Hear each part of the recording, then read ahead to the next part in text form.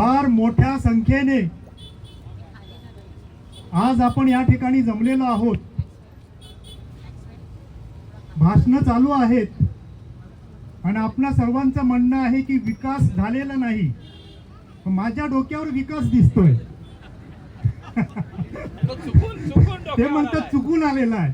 उद्या ते सांगतील की आमचाच मोर्चा होता, आम्ही तुम्हाला पाठिंबा द्यायला आलेलो होतो. बरोबर ना? होऊ शकते ना? पण आज आपण अशासाठी जमलेलो आहोत कारण तुमच्यातल्या अनेकांना ठाऊक नाही, मागच्या 30 वर्षामध्ये वसईचा जो सर्वांगीण विकास झालेला आहे त्यासाठी हे जे वरती बसलेले आहेत आणि ह्यांचे जे सरदार आहेत ते बाहेर बसलेले आहेत, त्या सगळ्यांचा सन्मान आणि सत्कार करण्यासाठी आज आपण इकडे आलेलो आहोत. पटलं का तुम्हाला? सत्कार करण्यासाठी आपण आलेलो आहोत. तुम्हाला कोणाला ठाऊक नसेल कारण ह्या चांगल्या गोष्टी आहेत ना, हे बाहेर पडून देत नाहीत हे लोक. मागच्या काही दिवसापूर्वी जर्मनीचं शिष्टमंडळ आलं होतं इकडे. कुठून आलं होतं? जर्मनी युरोपामध्ये आहे. आणि जर्मनीच्या लोकांना कोणीतरी सांगितलं की भारतामध्ये महाराष्ट्र आहे, महाराष्ट्रामध्ये पालघर जिल्हा आहे, पालघर जिल्ह्यामध्ये वसई विरार आहे. तर त्या वसई विरार महानगरपालिकेने एवढी क्रांती केलेली आहे, त्यामुळे जर्मनीचे काही इंजिनियर, त्यांचे काही शास्त्रज्ञ, त्यांचे काही राजकारणी तुम्ही काय शेम करता, त्यांची मुलाखती घ्यायला आले होते. आणि त्याने त्यांना प्रश्न विचारला की विदाऊट डांबर तुम्ही रस्ते कसे बनवले? तर हे म्हणाले, अरे हे तर काहीच नाही, आम्ही गेले 30-35 वर्षापासून हेच करतो म्हणे. आणि आमचे जे पिवळे बेडूक आहेत ते आम्हाला विकास पुरुष म्हणून आमचा सत्कार करतात, आमचा सन्मान करतात म्हणे. मग आलं जपानचं शिष्टमंडळ. जपानच्या लोकांना पण कळलं कारण सध्या मीडिया आहे, इंटरनेट आहे, सगळं. जपानची लोक आली. जपानची लोक म्हणाली की आम्ही 50 वर्ष लोकांना पुढे नेतो, तुम्ही साले एवढे हुशार, तुम्ही 50 वर्ष मागे नेलं.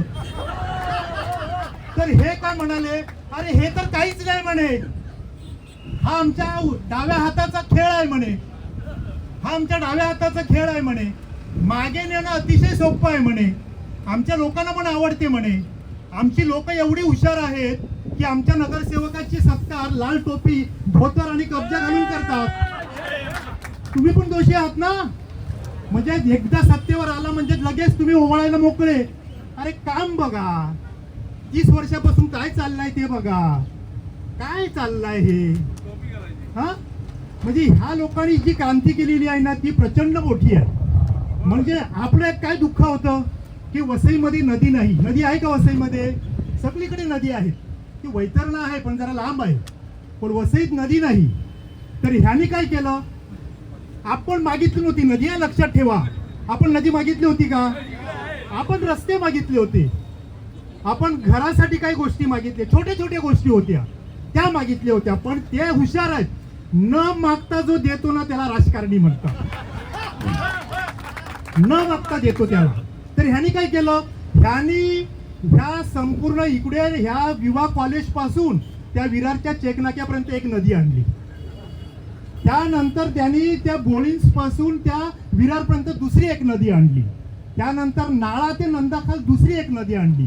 गिरीश टू देवतलाव दुसरी एक नदी आणली. एव्हरशाईन टू त्यानंतर गास मध्ये दुसरी एक नदी आणली. चुलना तर महानदी म्हणजे गंगा नदी आणली. चुलनेवाले भाग्यवान आहे. चौकाळा, वंडा, गोमसळ या गाव आहे, तिकडे पण एक नदी आणली. काय तुम्ही बोलता विकास झाला नाही, याला काय अर्थ आहे का? आता एवढ्या सगळ्या नद्या आणल्या. आता यांचं भांडण असं चाललेलं आहे, ते बसलेले आहेत त्यांच्या मीटिंग मध्ये की नद्यांना नावं कुठली द्यायची, त्याच्यावरून नाव भांडण चालू आहे. लक्षात आलं की नाही? त्या सनसिटी मध्ये जो काय महापूर आला होता ती नदीच होती. मग ते तिकडची चीनची लोक बघायला आली होती. ते म्हणाले का साला हा जगामध्ये काय वेगळाच प्रयत्न आहे. वसई विरार महानगरपालिका एकमेव अशी आहे की ते शहरामध्ये नदी आणू शकतात आणि नदीमध्ये शहर नेऊ शकतात. मग ते बघायला आले, पण त्यावेळेला नेमका पाऊस नव्हता. मग त्यांनी सांगितलं थोडे थांबा म्हणे, धीर धरा, हे तर काहीच नाही, प्रत्येक वर्षामध्ये प्रत्येक वर्षी आम्ही नद्या आणतो गावामध्ये. तर अशी लोक आहेत. एक राक्षस होता, तो जमिनी खात सुटला होता, तो नदी पीत होता. त्याला कोणीतरी विचारलं, तू जमिनी का खातोय म्हणे. जमिनी सगळ्या खाल्ल्या.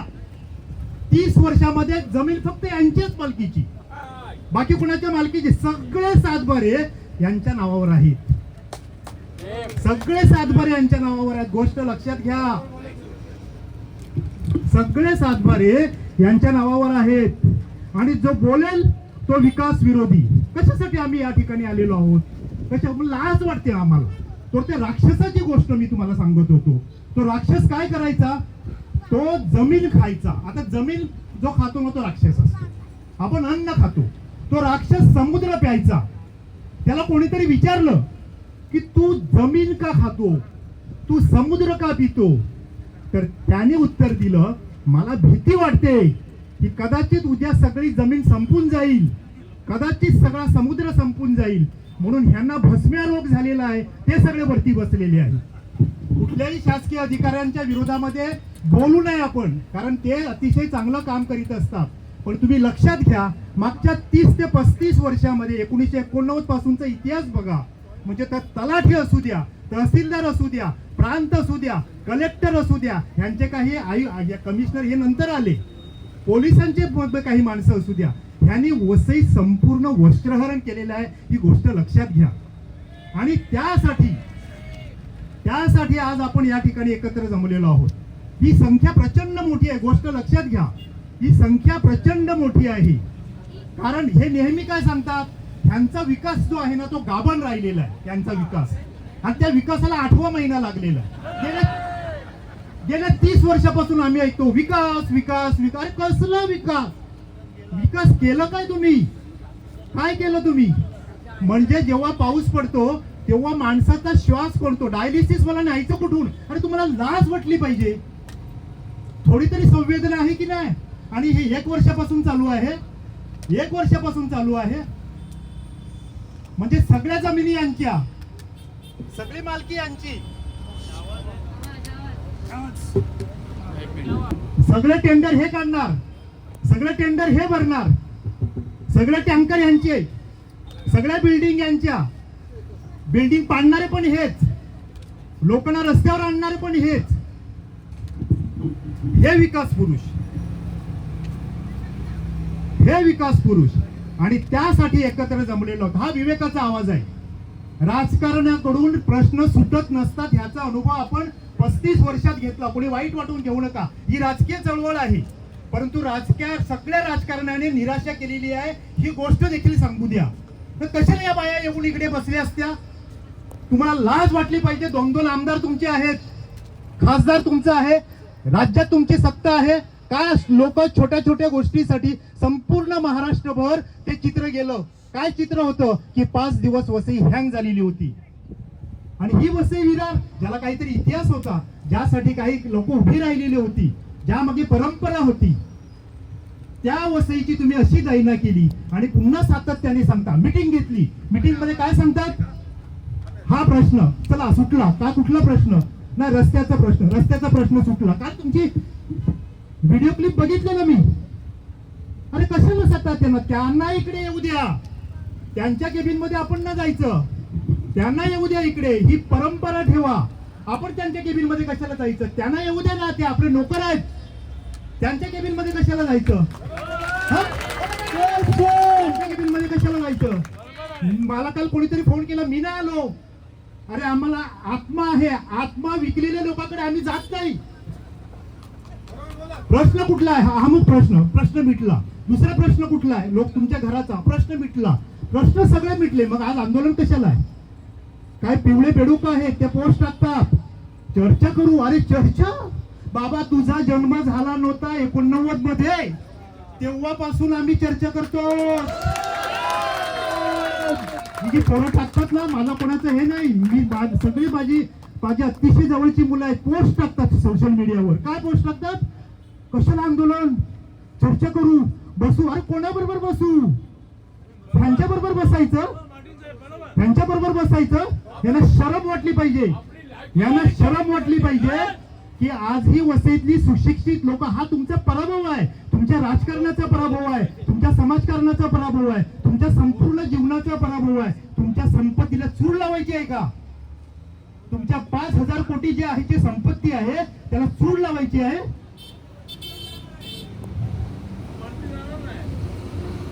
त्यासाठी जमलेलो आहोत मित्रांनो. किती वेळा बोलायचं? आता बोलताना सुद्धा ब्लड प्रेशर वाढतो, पण हे फोर्स करतात. लेखकाने बोललं पाहिजे. लेखकाने का बोललं पाहिजे? कारण ज्या समाजातले लेखक संपून जातात, ज्या समाजातले कवी संपून जातात, त्या समाजाचं वाळवंट होऊन जाते, त्या समाजाचं वाळवंट होऊन जाते. म्हणून हाती झेंडा आणि ओठावर निषेधाची घोषणा घेऊन उभी असलेली माणसं, ती संख्येने थोडी असली तरी चालतील, परंतु त्यांच्या मागे उभं राहायचं हे माझं स्वतःचं अध्यात्म आहे. म्हणून मी इकडे आलेलो आहे. म्हणून मी 40 वर्ष लढतो आहे. 40 वर्ष कधीही हटलो नाही. सगळीकडे कॉर्नर केलं गेलं, सगळीकडून हल्ले झाले, सगळीकडे एकटं पाडण्यात आलं, पण मी विचार करतो, कवी म्हणून माझ्या शब्दांना धार कधी येईल? जेव्हा मी लोकांच्या बरोबर असेल तेव्हा, जेव्हा मी लोकांच्या बरोबर असेल तेव्हा. स्टेजवर मला बोलवायचं, सायमन मार्टिन कविता वाचा. अरे तिकडे गाव पेटलेलं आहे, मी कुठल्या तोंडाने तुमच्या पुढे कविता वाचू? आणि तुमच्या पुढे आम्ही कविता वाचायची का रे? तुमच्या मांडवात आम्ही यायचं का रे? आम्ही आमचे मांडव स्वतः तयार करू. ते असे रस्त्यावर असतील, अशी लोक समोर असतील, आणि ते आमचे शब्द घरी घेऊन जातील, काळजात घेऊन जातील, त्यांच्या मुलाबाळांना देतील, त्यांच्या रक्तातून देतील, त्यांच्या दुधातून देतील. नवी पिढी तयार होईल आणि नवी पिढी नवा इतिहास घडवेल. त्यासाठी आपण जमलेलो आहोत. मी तुम्हाला सर्वांना सलाम करतो. रजा घेतो.